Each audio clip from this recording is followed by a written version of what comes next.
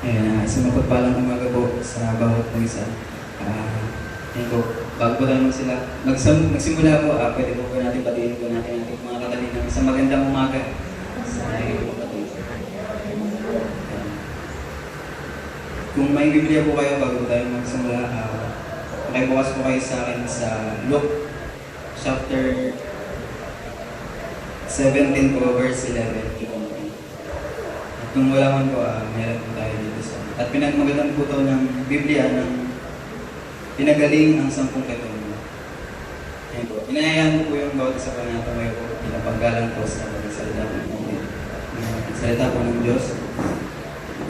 Ayan po. Halinginan po natin ito babasahin. Ako po ang pumuha. Verse 11 po. Sa paglalakbay ni Jesus papuntang Jerusalem, nagdaan siya sa hangganan ng Samaria at Israel. Verse 12 po.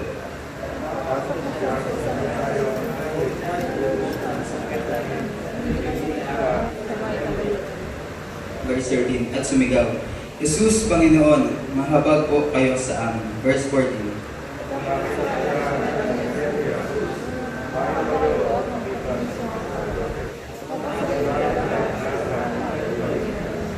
Verse 15, nang mapunahan ng isa na siya'y magaling na, nagbalik siya at sumigaw ng papuri sa Diyos. Verse 16.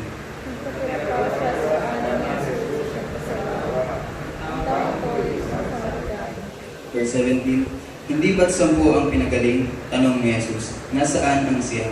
Verse 18.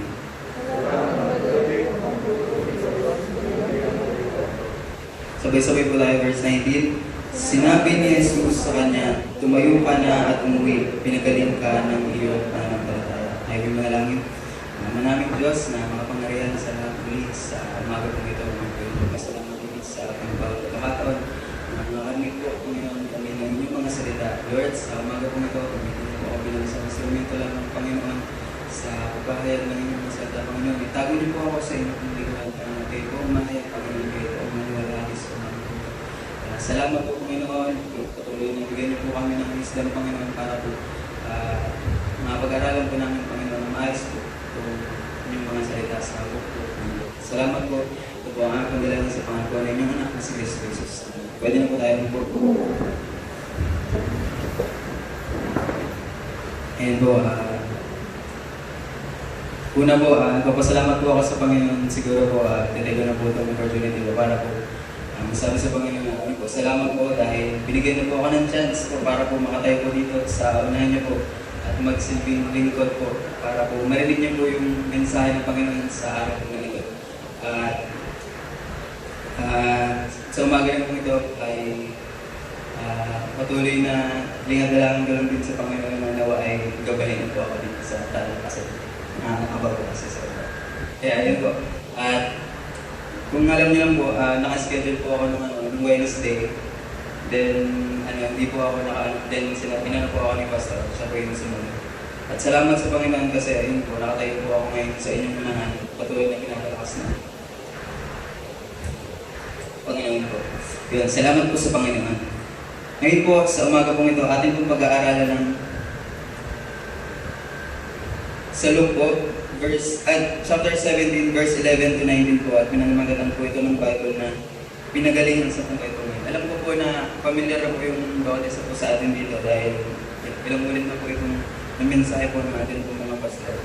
Pero bago po ang lahat, may tanong po ako sa bawat isa na narito po. Alam ko po na bilang tanong, alam ko po na dumanas na po kayo ng kahirapan sa inyo pong buhay o dumating na po tayo sa punto ng ating pong buhay na doon na po tayo, then wala na tayong magagawa kundi ipasa Diyos na lang. Meron po bang hindi po nakaranas na? Siguro po lahat naman po. Kaya ngayon po sa umaga pong ito, matututunan po natin kung paano natin napapakita sa ating pong Diyos na buhay. Bilang ating title po sa umagang ito ay yung Showing Faith in God po. Ayan po ang ating title po sa umaga pong ito. Ngayon po, magbibigay lang po ako ng 3 puntos po. Mabilis lang po. 3 puntos lang po para po malaman po natin kung ano-ano po ang ginawa ng mga tao pong ito na may sakit. Sa kapanahunan po nila ay ano po ang naging react nila sa Panginoong Jesus.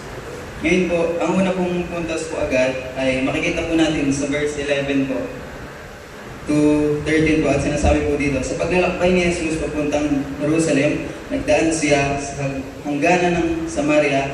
Habang papasok na siya sa isang nayon, sinalubong siya ng 10 katuno. Tumigil ang mga ito sa may kalayuan at sumigaw, Jesus, Panginoon, mahabag po kayo sa amin. Bilang ang ating unang puntos po ay, they lifted up their voice or faith po sa Panginoon. Kung makikita po natin, sa ating pong buhay, normal lang po tayo bilang isang mananampalataya na kapag may problema po tayo, malapit po tayo sa Panginoon. Amen po. Sobrang normal po noon. Kahit kanina lang po may naranasan po tayong problema at dinadala na po natin. Pwede na po agad natin siya ilapit through prayer sa Panginoon, kahit pagbabasa ng Bible, kahit sa pag-awit pwede po tayo lumapit. Pero kung iisipin po natin, napakadali pong isipin dun po sa 10 may sakit po ng keto, na sa time po nila ay lumapit po sila. Parang napakadali pong imagine na nandito po sila sa pwesto ko po na po, tapos sabihin po sila sa ano po ni Kuya Taas. Then sabi niya, Lord, pagalingin niyo po kami, napabag po kayo. Pero kung titignan niyo po sa Leviticus 13:45, ang sabi po doon, ang taong may sakit sa balat na parang ketong ay dapat magsuot ng sirang damit, huwag mag-aayos ng buhok, tatakpan ang kanyang muso at laging sisigaw ng marumi ako, marumi ako. Kung titignan niyo po, kung tayo po ay madaling nakakalapit sa Panginoon, kung isang restaurant kahit nasa daan tayo, kahit naglalakad tayo, pwede tayo mag-pray. Pero sa kanila po, sila po yung sa mukha ito, bago po sila dumating, doon po sa punto na nakaharap po nila si Jesus, ganito po yung nararanasan nila. Yung sobrang kahihiyan po. Imagine niyo po, meron po kayo sa sarili niyo na, example po, pinatatago-tago niyo po, tapos ayaw niyo pong malalaman ng iba. Tapos ang gagawin niyo po, i-announce niyo sa maraming tao. Di ba sobrang nakakababa ng dignidad po. Parang, hindi ko parang sabihin yung sikreto ko sa'yo na alam kong mapapahiya ako. Pero sila po, tignan niyo po, meron na po silang ketong o meron po silang nararamdaman, tapos pinapahayag pa po nila na marumi ako, marumi ako. Parang, kung titignan po natin, sobrang harsh po pala, sobrang harsh po siya. Pero, sa research ko na akin pong, ngayon pong latest na pag meron pong ketong, hindi na po sila sumisigaw ng marumi ako, marumi ako. Ang sinasabi nila, ay meron na lang po silang bell na parang sa ice cream, na kapag meron po sila nakikitang mga tao sa paligid, ginagawa po nila, kinakalimbang po nila yung bell. At least po, doon parang habang nagbe-bell sila, pwedeng nakatago po yung mukha nila para hindi sila makakilala. Or hindi na sila mabobosesan kung sino man sila. Then, kung titignan niyo po, doon din po sa pag-aaral, 100 feet po yung layo ng isang ketongin po sa isang walang sakit na tao. Sa buhay po natin, katulad din po ng isang bumbong ito na dumaraan po ng kapighatian po sa buhay, i-take na po natin yung privilege na meron po tayo ngayon. Madali po tayo nakakalapit sa Panginoon. Na hindi po tulad na ito kung isang buong ketongin po na siguro po, iba po sa kanila, dekada na po may sakit. Kasi, pag may ketong ka po, di ba po, once na nagameron ka na po, lifetime nyo na po yun, parang kapag tanda nyo, yun na po yung papatay sa inyo. Kung titignan po natin, siguro sobrang haba na ng panahon na sila yung nagdidis. Then, nulan po sila, nagkaroon ng chance na lumapit sa Panginoon. Kaya, ngayon po, bilang po ating pong unang punto, they lifted up their voices sa Panginoon kasi yun na yung chance Yun na yung chance na binigay sa kanila ng Panginoon para makalapit. Kaya tayo po, bilang mga Kristiyano po, marami po tayong chances, marami po tayong privilege para lumapit sa Panginoon. Dito po, sa pagsimba po natin, pribilegyo po ito para makalapit sa Panginoon. Doon po yung mga problema po natin. Kinatandaan niyo po, sinabi po ng isa po nating MC dito sa atin po, pag nasa simbahan na po, iset aside daw yung problem. Pero ang totoo po, may nagsabi rin po isang sabi niya po, kinurek niya po, ang sabi niya, huwag po natin i-set aside, ibigay po natin ito sa Panginoon. Kaya sa bawat pagkakataon po na meron po tayo, ibigay po natin yung mga problema po natin sa Panginoon, nilapit po natin ito sa Kanya. So pangalawa po, sa ating pong pangalawang puntos, ang pinuntusan niyo po ito at Ang sabi po dito ay, they followed what Jesus command po. Sa verse 14, ang sabi po dito, pagkakita sa kanila ay sinabi ni Jesus, lumakad na kayo at magpatingin sa pari. Habang sila'y naglalakad, silang lahat ay gumaling. Gaya po ng sabihin natin, casual po, pag tayo po ay lumapit sa Panginoon bilang yung ating unang puntos, sa pangalawang puntos po ay susunod po tayo. Siyempre po, ano po in-instruct ng Panginoon po? Ngayon po, nanalangin po tayo, then may lumapit po na kailangan po natin gawin. Siyempre po, kailangan po gagawin po natin yun.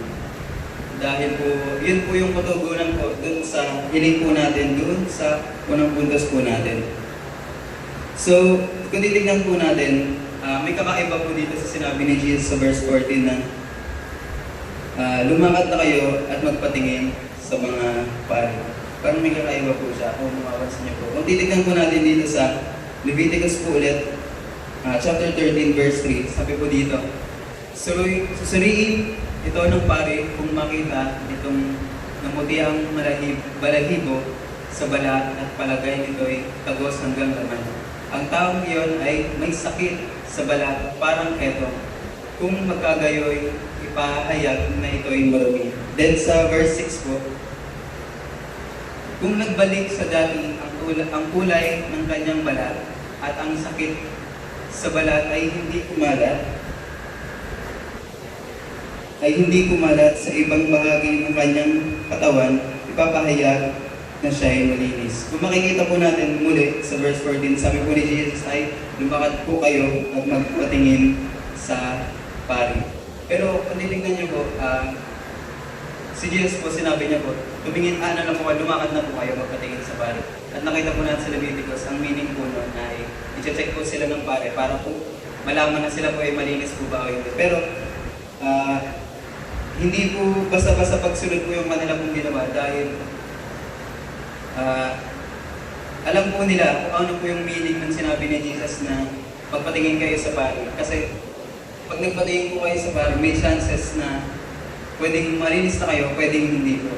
Ganun po yung mangyayari. Pero ang ginawa po nila, sumunod po agad sila. At sabi lang po ni Jesus, pumunta na kayo sa pari.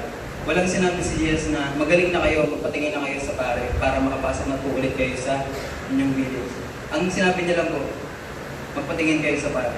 Nandun po yung assurance po nung 10 na basta pag pumunta kami sa pare, kahit alam namin na may sakit pa kami ngayon, pupunta kami doon. Kasi alam namin, pagdating namin doon ay galing na po kami.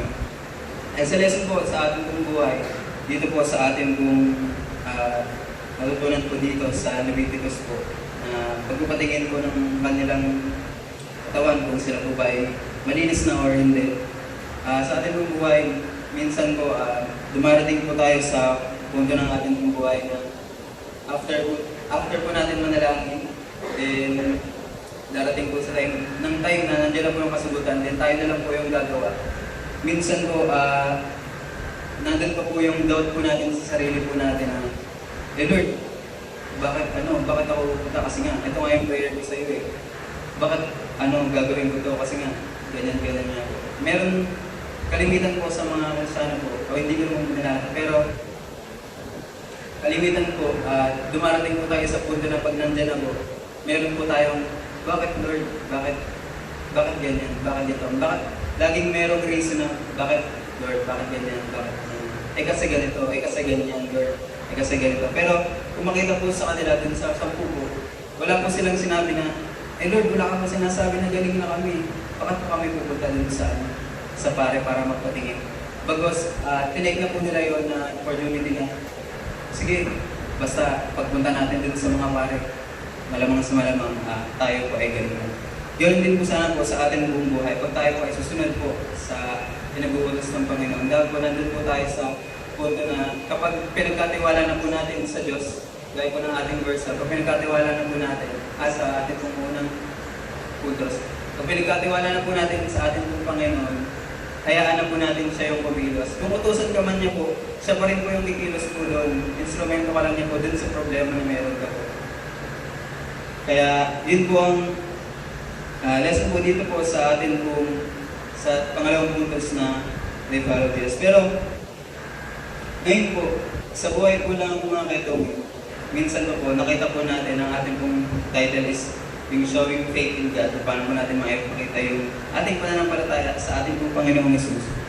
At ang ating pong ating pong unang point ay sabi mo dito, they lifted up their voices or faith sa Panginoon, gaya nga po ng pagsigaw po nila. Then sumunod po sila, wala pong pasintabi, basta susunod sila hanggat may pagkakataon, basta alam nila, magtitiwala sila na para lang yun sa Panginoon, na para yun sa Panginoon. At ngayon, sa ating pong pangatlong puntos ay give praises to God po. Sabi po dito sa verse 15 po, nang mapunahan ng isa na siya ay magaling na, nagbalik siya, sumisigaw ng papuri sa Diyos. Nagpatira pa siya sa paanan ni Jesus at nagpasalamat ang taong ito ay isang Samaritano. At ang taong ito ay isang Samaritano. Ngayon po, ito po ang malimit po na nangyayari po sa mundo po natin. Dahil po sa kaluwagan po ng ating pong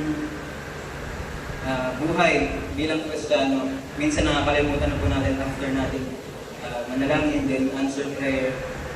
Siguro po, iba po sa inyo, or lahat po sa atin naranasan yan. Kahit po ako, may mga prayers po ako na answered prayer na, then hindi ko po siya napapasalamat. Dumarating na lang po sa punto na maalala ko na answered prayer na pala ako, nakalimutan ko magpasalamat sa Panginoon. Alam ko ba dumarating po tayo sa ganung time na talagang nakakalimutan natin. Siguro sa labis po na tuwa natin dahil siyempre nandiyan na po yung gusto po natin na tinago ng Panginoon. Pero kung makikita niyo po dito po sa verse 17, ang sabi po dito, hindi ba't 10 ang pinagaling? Tanong ni Jesus, nasaan ang siyam? Verse 18 po, wala bang nagbalik upang magpuri sa Diyos kundi ang dayuhang ito? Yung word po na dayuhan po ito, kung mapapansin po natin sa throughout po ng atin pong mga post. Ang sabi po ni Jesus ito, dayuhan. Then yung 9 po, pwede po natin isipin na yung 9 po is mga Hudyo. Bakit po? Kasi po, ito lang pong nag-iisang dayuhan pong ito, itong Samaritano po na ito na bumalik. Siya lang po ang may hindi alam, sa totoo lang po, na kung ano po yung ibig sabihin nang pumunta sila sa pare. Una po, nung sumigaw po sila kay Jesus, sabi po nila, Lord, tulungan niyo po kami, mabag po kayo sa amin. Then, siguro, sa mindset ng mga Jew, pwede nilang isipin na, pwede lang ito yung Messiah natin. Pwede tayong mapagaling ito. Ito lang yung chance natin. Kasi wala po lang kung gamot yung anak ko, diba? Keto. Ito lang yung chance namin. Baka ito na yung Messiah. Then, pagkasabi, sumunod na po agad sila. Pero ito po, sa Samaritano, wala po silang inaasahan na Messiah. Sino ba yung Messiah na yan? Pwede ganun yung sabihin nila. Pero, titignan po nila, ito pong dayuhang ito, nung sumunod po siya kay Jesus nung unang pupuntos natin, wala po siyang kahit anong nalalaman or wala po siyang kahit anong hope simulat sa all kasi alam niya po na yung ketong po is wala pong gamot. Tapos po sa po natin, pangalawang puntos po, they followed what Jesus command. Makikita po natin yung 10 po, sumunod po sila kay Jesus na pumunta dun sa pare.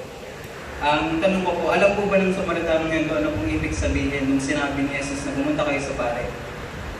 Kasi po, doon po sa Leviticus, hindi po kayo makakapasok sa inyong, sabihin na po natin, ito po, barangay playa, tama po ba? Hindi po kayo makakapasok dito po sa playa nang wala pong paabiso ng pare kung malinis na po kayo hindi. Pero yung Samaritano po, kahit po maglabas-masok po sila dito sa nila, sa lugar nila, pwede po kasi wala naman po silang kautosan ng katulad sa mga Hudyo na bawal pumasok or bawal lumapit sa mga tao. Kaya kung titignan po natin dun sa unang puntos po, ang ginawa niya po dun, basta lang po siya sumunod sa Panginoon. Kahit baka nga po ang sinabi niya po dun sa sarili niya, sino ba yung pari na yun? Basta sige na nga, susunod na nga lang ako kung sino man yung pari na yun. Hindi katulad po na iba na, uy, magpapashake na tayo sa pari, ibig sabihin may chance na tayong gulari. Pero dito po sa Samaritano po ito, wala pong any, basta umano po siya, sumunod po siya sa Panginoon.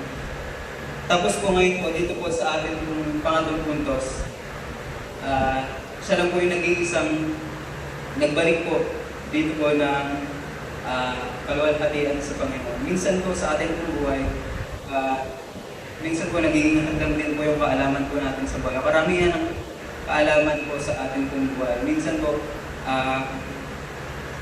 dahil alam natin yung ganito, or alam natin yung dapat gawin, minsan hindi na natin nalalapit sa Panginoon. Or hindi na natin siya natin-take as problem kasi sarili lang natin, nasasabi natin na kaya natin itong solusyonan mag-isa.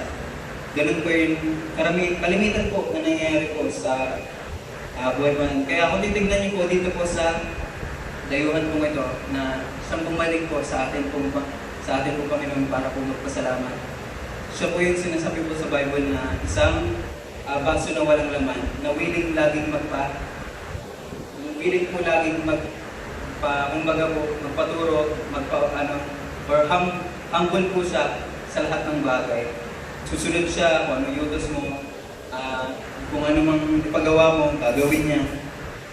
Ngayon po, sa atin din pong buhay, makikita po natin, bilang pong ating pong conclusion po sa tanong po siya,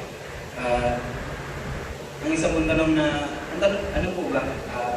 Tingin niyo po ba yung Samaritano po is sinuwayin niya po yung utos ni Jesus na pumunta po sa pare? Kasi sabi po ni Jesus, pumunta na kayo sa pare. Detail po yun, pumunta po kayo sa pare. Magpatingin kayo, magpasuri kayo sa pare. Pero ang ginawa po ng isang Samaritano po ito ay sumunod po siya ng una. Diba sabi po habang kung sila yung naglakad po, sila yung pinagaling na po agad. Tapos ginawa niya po, bumalik po siya sa Panginoon para po magpasalamat. Ano po ba? Sumunod po ba siya o hindi po? Or hindi, ang sumunod po ba is yung 9 po na Jew or hindi po? Makikita po natin dito po sa Hebrew 4:14 po, sabi po dito, kaya nga, magpakatatag tayo sa ating pananampalataya dahil mayroon tayong dakilang pinakapulong pari na pumasok nasa kalangitan, doon mismo sa harap ng Diyos, siya'y walang iba kundi si Jesus na anak ng Diyos. Ngayon po, tatanong ko po ulit, yung Samaritano po ba is sumuway po sa utos po ng ating Panginoong Jesus? Hindi po. Kasi po, sinasabi po dito sa Hebrew, si Jesus po ang dakilang pinakapunong pari. Siya po yung pari po na sinasabi po ni Jesus. Pero ngayon po, sa kabila po ng pagsunod po ng 10, kung makikita po natin, pinarangalan pa rin po ng ating po Panginoong Jesus yung 9. Kahit po sabihin na po natin, hindi po sila nagbalik ng papuri sa Panginoon. Pero, ang hindi po nila nalalaman, bilang atin pong sa last po, sa verse 19, sinabi po dito, sinabi ni Jesus sa kanya, tumayo ka na at umuwi. Pinagaling ka na ng iyong pananampalataya. Ang hindi po alam nung siya, pinagaling lang po sila physically. Pero itong nag-iisa pong dayuhan ay pinagaling ng Panginoon. Hindi lang po physically, kundi po spiritually. Iligtas po siya ng Panginoon. Kaya malinaw po sa atin pong lahat na ang ating pong Panginoon hindi po siya yung pari na katulad po ng mga Hudyo. Ang ating pong Panginoon ay pari na kahit marumi ka, hindi ka niya kikilatisin. Kung marumi ka man, or sabihin na natin may sakit ka man, kahit may COVID ka pa, ang Panginoon lagi kanyang tatanggapin kahit ano pang karumihan na meron sa'yo. Then, hindi naman niya basta kikilatisin, siya po mismo ang maglilinis po sa inyo pong mga karumihan. Kaya dito po sa atin pong umaga, bilang mong tapos, muli po sa ating mga buntos po, una po nilang ginawa, sinigaw po nila ang kanilang mga boses po, kanilang pananampalataya sa ating Panginoon, sunod po, wala pong ay kasi ganito, ay kasi ganyan, basta po sila susunod bilang pangalawa po ng ating pong puntos. At ang pangatlo po, sana patularan po natin ang isang Samaritano po or dayuhan pong ito na ang naisin lamang po ay ang magpuri sa Panginoon. Lagi po natin tatandaan, ang Panginoon po natin ay lagi po nariyan po para po sa atin. Kaya kung humiling ka man, may papagawa siya sa'yo, ipapatupad niya rin yun. Pero nasa atin na rin po kung susunod po tayo. Then wag na po natin kakalimutan na magpasalamat po sa atin pong Panginoon. Dahil ang Panginoon po ay siyang laging maglilinis po sa atin pong mga karumihan at laging tatanggap po sa atin sa anuman po ang mga karumihan po na meron po tayo. Ayun po, purihin po ang Panginoon sa umaga po ito. Hayaan niyo po ako manalangin. Manaming Diyos na makapangyarihan sa lahat muli sa umaga po ito. Kami po ay nagpapasalamat, Panginoon, muli sa pagkakataon na kami po ay nakapag-aaral ng inyong mga salita, Panginoon, sa buhay po, Panginoon, ng 10 kwentong po na ito, Panginoon. Lord, salamat po dahil kayo po lagi ang nagbibigay ng wisdom, Panginoon, sa amin po para po mapag-aralan ng inyong mga salita, Panginoon. Lord, sa buhay po ng mga tauhan po ito, nawa ay apply po namin, Panginoon, na sa inyo lang po lumapit sa kabilang mga amin po naranasan. Sa inyo lang po susunod, kung meron man po kayong pagawa, Panginoon, doon po sa amin po pinanalangin. At higit sa lahat, Panginoon, doon niyo pumahayaan, Panginoon, na makalimot po kami, Panginoon, na magpasalamat po, Panginoon, sa inyo sa lahat ng inyong ginawa. Tunay nga po, Panginoon, na ikaw ang aming dakilang nag-iisang pari, Panginoon, na laging maglilinis po sa amin, Panginoon, laging tatanggap sa amin. Pagapat kami po ay marami, Panginoon, laging sa inyong banal na harapan. Kaya ikaw laging naglilinis po sa amin. Kaya Lord, salamat po sa umaga po ito. Wala pong ibang maitaas, Panginoon, kundi ang ngalan niyo lamang dahil nararapat po sa mga bagay ito. Hindi po, pwede po ang aming dalangin po sa pangalan po na inyong anak na si Cristo Jesus. Amen. Palakpakan po natin ating Diyos.